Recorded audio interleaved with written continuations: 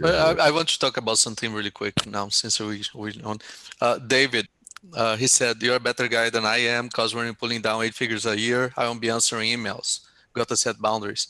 So let me tell you something, and I'm not, I'm just responding because I got other uh, uh, message similar to this before. What the hell are you gonna do? You working, I mean, of course, at one point you don't work really for the money anymore. You work because you have pleasure doing it. But let me tell you something. It's what are you gonna do when you're making, if you're not yet 6, 7, hopefully one day 8 figures? I mean, really, what are you gonna do? You're gonna travel around the world, get a boat, go, country hop. It gets tiring. I did that many times for a long time, but it gets boring. What do? You open other business, you create other things. I already do that. I mean, it doesn't matter how much you make. I mean, if you get to a point that you make so much money that you just become complacent and it's like, I don't have to do anything anymore.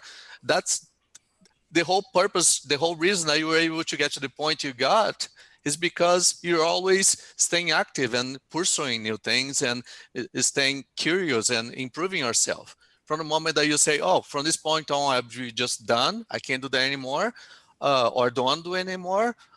I mean, unless you take up on gardening, which is not my thing, I don't know what else to do. I open business all the time. You guys know that I even talk about that. I'm always into something. I'm into something else right now as we speak. While I'm doing this, and we're trying to create even more things for here for True Trader as well. So don't have that false impression that one day you're going to be making so much money that you're just like, okay, I'm done.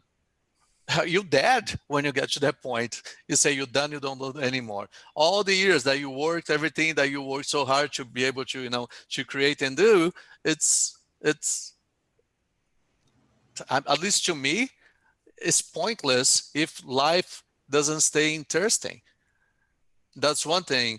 And two, if you everybody thinks that when you make money, oh, life it gets great and everything. Let me tell you something. There were times in my life when I didn't have any money, that I lost sleep because I didn't have any money. And then when I had a lot, when when the other end, when I had a lot of money, uh, sometimes I lose my sleep because of the fear of losing it. So don't think, it's great. Money is awesome. You want to have money, but don't think that once you have it, all your, nights and everything is going to be beautiful, because you're always worried whatever you have, if it's little, that you might lose and have nothing, and you have a lot that is not working hard enough for you to create even more, or even worse, that fear, because you came from nothing and you didn't have anything to start with, to go back there, because if you screw up somehow. So that's very important for you to realize that having 5 million, 10 million, 15 million, 20 million in the bank doesn't mean automatically that, oh, I'll be done, I will do never with my life again. Because let me tell you something, if you worked so hard to be able to achieve those numbers, to get those numbers, your mind gonna keep working and those figuring out ways, not just because you just you want to make more money, but to protect where you made up to that point and put that to work for you. So it's the mind never stops, always a hustler. It's not like you get your X number, 5 million, 1 million, 10 million, whatever. You'll be like, oh, I'm done. It doesn't work like that. At least not to everybody that I know to are able to get to that point. To myself, it just doesn't stop. It's not like, at one point you can buy cars, boats, and that feels awesome. But in your mind, if you have that drive to be able to create it, I'm out that Mogo, well done. It never ends. You never get comfortable. So the reason that I'm doing this and I answer the emails and I answer, because it's part of life. It's something that keeps me active, keeps my mind young, keeps me sharp. And I know the day that I just say, I'm done, I got everything I want, I stop, I'm going to start to get fat. I'm going to start to get really uninteresting. And not much later than that, I will die. And I will deserve to, because life will have no more meaning for myself. So anyways. It's a book my wife and I read. Probably a lot of you guys read it. Tim Ferriss, 4 Hour Work Week. And he presented a challenge that was actually really hard for us to do, which was, okay, imagine you got everything you ever wanted. Then what? And we were like, oh, we'll go on vacation or travel the world. Like, cool, cool. Then what? Then what?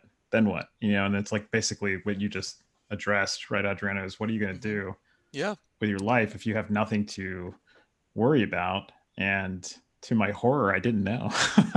You're always struggling to just kind of make it to the next level, and you didn't suddenly realize that maybe you don't have a higher purpose set for yourself. And yeah, go on vacation, spend 3 years, 5 years traveling the world, whatever you want to do. But then what?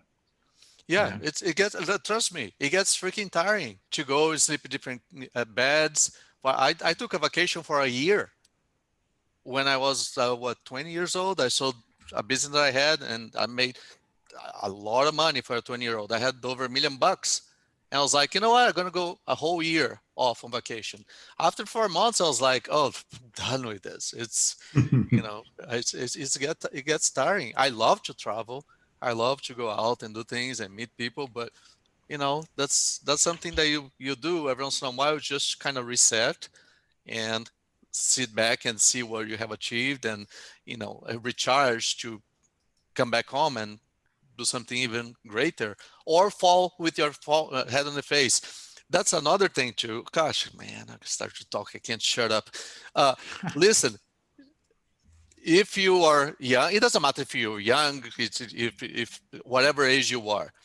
One thing that you can never allow yourself to do is, when you have a plan, you have an idea for a business, you have to understand something. You have to do as many times, open as many business, as many enterprise that you can any point in your life, but you have to keep doing, because you will fall on your face many times, and that's the only way that you're going to be able to achieve and get something really great at one point in your life, is because you're going to learn from all the mistakes that you made prior to that point. It's not like the very first business you open is going to be a blockbuster. Works out, sometimes it does happen, but it's rare. You have to make so many mistakes that you learn so many things that you're going to change the way you think and you act, when it comes to people. One of the biggest things that I had to deal with when I started working, have my own business, is that I used to be extremely, I still am, a very, very trustworthy person. I will trust someone like in the first 5 seconds that I've met. It could be the biggest jerk. I will just trust. And I got screwed so many times because of it, that taught me not to, to still be trustworthy, but have always one foot behind, or be aware that, to protect my interests when you get into a business. Many people start a great business, a great concept, and they just fall on their face. It doesn't go forward or fails. Why?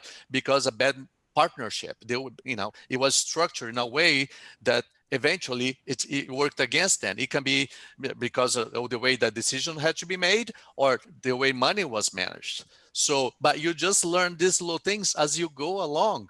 You're not gonna wake up one day, it's like, oh, I'm a pro at open business and doing right or wrong. You're gonna do some that you're gonna have so much conviction that I can't see why this thing is not gonna work out. And nobody cares where you open the business that you open. So you had that conviction, and that is gonna make you realize that you have to be paying attention not to what you just love and you think might work out, but what all your potential customers, if they exist, and if they will be interested in what you have to offer. And that just comes with experience by doing it. So the fact that you started a business, failed, and went wrong, and it fall, in your face, and it feels extremely depressing. If you feels like the end of the world, well, let me tell you something. It's the biggest blessing that can happen to you, because they're gonna help you. Gonna give you the stepping stones to go do much better in the next one that you try, and then the following one, and then the following one. I guarantee you, if you keep getting up and doing it, there's no freaking thing in the universe that's gonna hold you back, and you're not gonna be successful. But from the moment that you stop, that's it. It's over. So the fact that you failed, and I know many people here tried business and failed, don't see that as a failure. Don't see that as investment for the family or for your friends, because let me tell you something, you had the courage to do it. The amount of people in the population that actually have the spirit to go and try and put their face, their heads, and their neck out there and take that chance is very small. Just for being like that, you should be very, very proud of yourself. You went wrong, yes, but you've learned. I guarantee you, it, because it costs you money and time, you're not going to be making that mistake again next time you open business in the future, because it hurt you so bad that you'll be protecting yourself from that pain in the future. Okay, so don't let failure keeping you back. Don't let a bad trade that you took and hurt you and you took a loss to keep you back, because that's just part of the business, part of living. I'm going to shut up now. That's it.